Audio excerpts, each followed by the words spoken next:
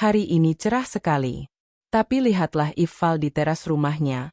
Wajahnya tampak begitu bingung. Korupsi merugikan negara triliunan rupiah. Apa sih sebenarnya korupsi ini? Kenapa selalu jadi berita besar? Lagi baca koran, Val? Wah, serius banget ekspresimu. Oh Dev, iya nih. Aku lagi bingung sama istilah korupsi. Aku sering dengar, tapi nggak benar-benar paham maknanya. Korupsi itu sebenarnya sederhana kok konsepnya. Mau aku jelasin dengan analogi yang gampang dicerna? Boleh banget, Dev. Aku penasaran nih. Jelasin yang sederhana ya, biar aku ngerti. Nah, jadi gini.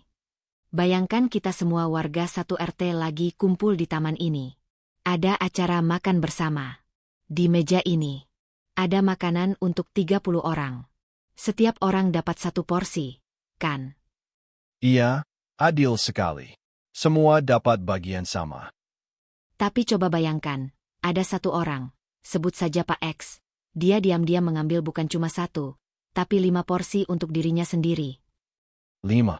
Itu berarti ada 4 orang lain yang gak kebagian. Tepat. Dan biasanya, Pak X ini orang yang punya akses atau wewenang mengatur pembagian makanan.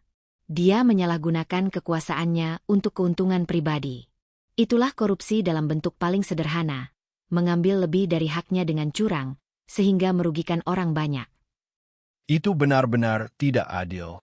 Bagaimana bisa orang seperti itu tidur nyenyak? Dia merampas hak orang lain. Mau lihat contoh nyata? Ayo kita ke pasar tradisional. Oke. Mas, maaf, uangnya belum terkumpul semua nih. Dapatnya hari ini cuma segini. Boleh nanti sore saya bayar sisanya. Jangan ngada-ngada. Peraturan sudah jelas.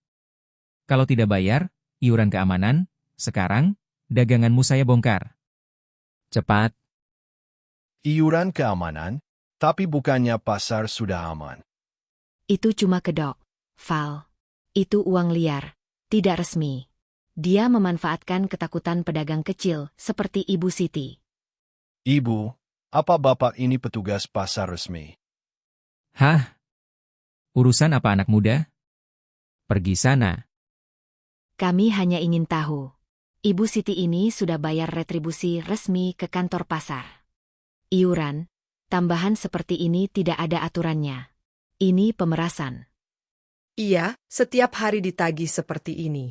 Saya takut. Jadi ini juga korupsi ya, Mi? Tapi dalam bentuk pemerasan. Betul. Ini namanya pungutan liar. Salah satu bentuk korupsi yang paling sering menyakiti rakyat kecil. Dev, setelah lihat semua ini, aku merasa kecil sekali. Aku cuma seorang pelajar. Apa yang bisa aku lakukan untuk melawan sesuatu yang sebesar ini? Pertanyaan yang bagus, Val. Dan jawabannya dimulai dari hal yang paling dekat, dirimu sendiri. Diriku sendiri. Ayah. Korupsi besar berawal dari ketidakjujuran kecil.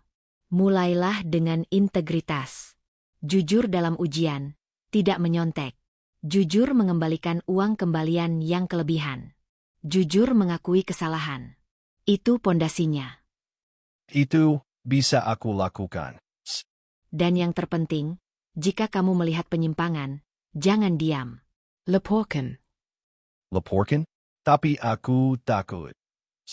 Ada saluran yang aman sekarang. Kamu bisa melapor via aplikasi, website Ombudsman, atau KPK. Identitasmu dilindungi, keberanianmu untuk melapor bisa menyelamatkan uang banyak orang. Aku mengerti sekarang. Aku tidak harus jadi pahlawan super. Cukup jadi orang jujur yang berani. Terima kasih, Dev. Val, Deva, ada kabar buruk. Dana perbaikan jalan yang kita perjuangkan tahun ini, katanya sudah turun. Tapi pekerjaannya ditenderkan ke perusahaan fiktif. Yuang Rabe. Apa? Serius, Pak? Itu kan uang kita semua, dari pajak. Apakah kita punya bukti kuat, Pak Jono? Surat-surat, atau informasi dari orang dalam? Ada. Saya dapat bocoran dari keponakan saya di kelurahan. Dia kasihan lihat warga. Dia berani kasih data. Kalau begitu, ini saatnya kita pakai saluran pelaporan. Kita laporkan ke Ombudsman daerah. Aku yang akan kirim dokumen elektroniknya. Terima kasih atas laporan dan dokumen pendukung yang sangat lengkap ini. Ini sangat membantu. Tim kami akan segera melakukan pemeriksaan pendahuluan. Identitas kalian sebagai pelapor akan kami rahasiakan. Terima kasih, Buk. Kami hanya ingin uang rakyat dipakai untuk rakyat. Val, ada perkembangan. Ombudsman sudah merekomendasikan pembatalan tender fiktif itu. Dana akan ditarik dan proses tender akan diulang dengan pengawasan ketat. Yes, kita berhasil. Laporan kita didengar.